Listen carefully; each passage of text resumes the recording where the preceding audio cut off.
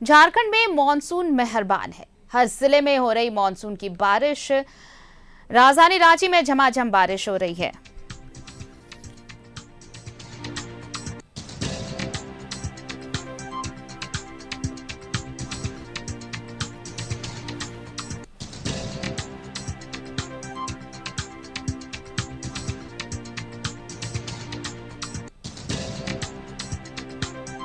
देखिए, मानसून की बारिश हो रही है लगातार। राजधानी रांची समेत लगभग राज्य के हर जिले में मानसून की बारिश हो रही है।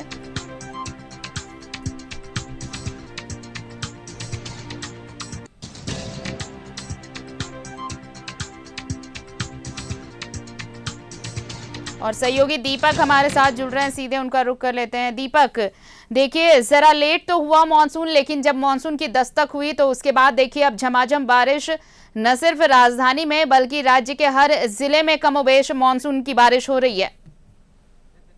जी बिल्कुल, देखिए 20 जून के आसपास जो मानसून राज्य में दस्तक दिया, उसके बाद बारिश कहीं ना कहीं जो होनी चाहिए वो उस मात्रा में बारिश नहीं हो रही थी और इससे किसान खासतौर पे बहुत हताश और परेशान थे, क्योंकि कृषि कार्य इस वक्त बड़े पैमाने पे होती है और इस समय जो धान के बीज लगाने का जो काम है वो होता है, लेकिन इस बार वो काम अभी तक 10% भी नहीं हो पाया।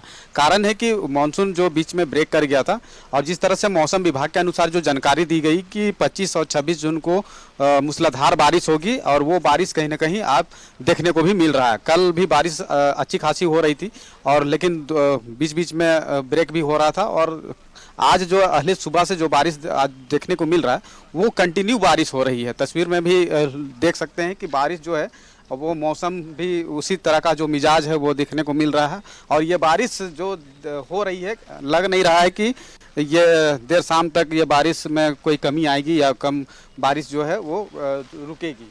और ये कंटिन्यू बारिश हो रही है और इस बारिश से भले ही थोड़ी सी भी लोगों को परेशानी ज़रूर होगी, आने जाने वाले लोगों को, खासतौर पे जब कहीं को ऑफिस जाना हो या फिर कहीं जाना हो तो उन लोगों को थोड़ी परेशानी ज़रूर हो सकती है, लेकिन ये बारिश जो है वो किसानों के लिए बेहद लाभदायक है। चूँकि अभी जो धान के बीज लगाने का काम जो जून के माह अंतिम सप्ताह तक में हो जाता है वो काम अभी तक नहीं हो पाया है, तो वैसे में ये बारिश जो है किसानों के लिए बेहद उपयोगी है।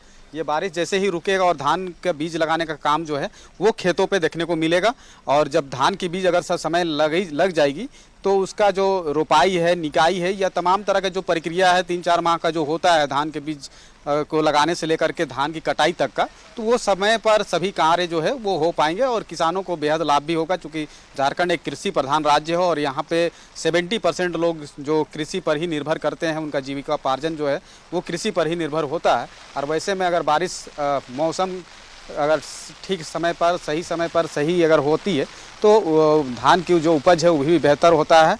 और चूँकि झारखंड प्रदेश में 20 लाख हेक्टेयर पर ज़मीन पर धान की खेती होती है और ये खरीफ फसल में सबसे प्रमुखता से धान की खेती होती है, तो किसानों के लिए बेहद लाभदायक है यह बारिश। क्योंकि इस माह के 15 जून से लेकर के 30 जून तक के बीच में धान का बीज मैक्सिमम बोल सकते हैं कि 90% खेतों पर जो धान का बीज बोने का काम होता है वो हो जाता है, लेकिन इस बार 10% भी नहीं हुआ है। कारण यही है कि मानसून जो बीच में ब्रेक कर गया, मानसून इस बार दस्तक भी बहुत देर से दिया, विलम्ब हुआ उसमें, क्योंकि 15-17 जून के आसपास हर साल मानसून पर झारखंड प्रदेश में दस्तक दे देती है, लेकिन इस बार जो है वो 20-22 जून को मानसून जो है वो दस्तक दी और उसके बाद जो बारिश होनी चाहिए वो नहीं हो पाई।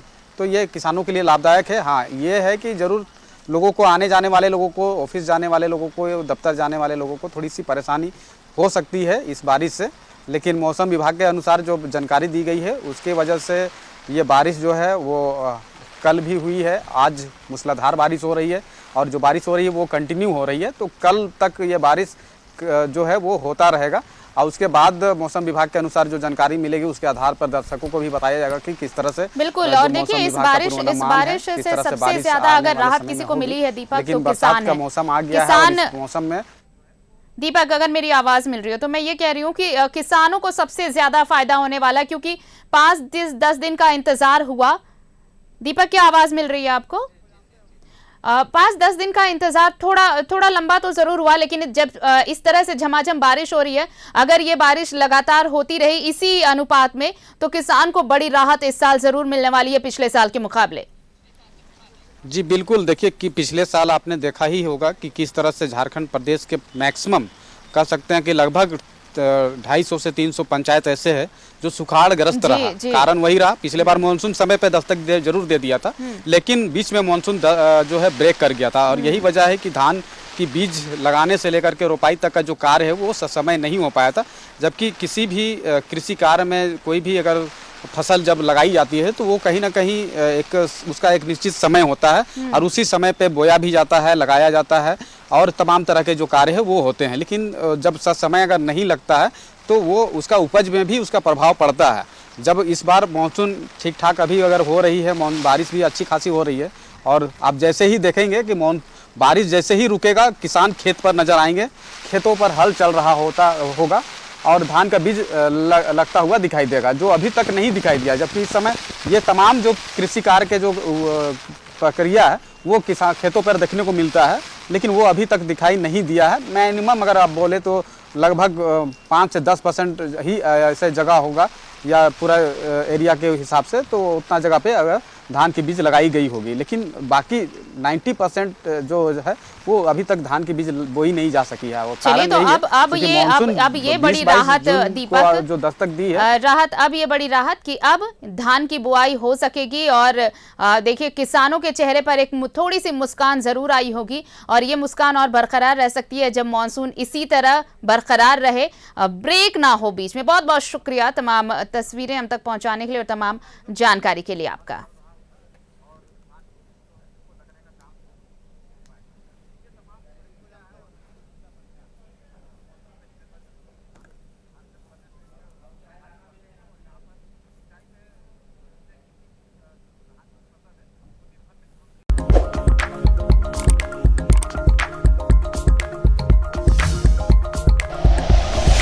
Like and share videos, subscribe करें हमारा चैनल और प्रेस करें बेल आइकॉन। न्यूज़ 11 भारत, सच है तो दिखेगा।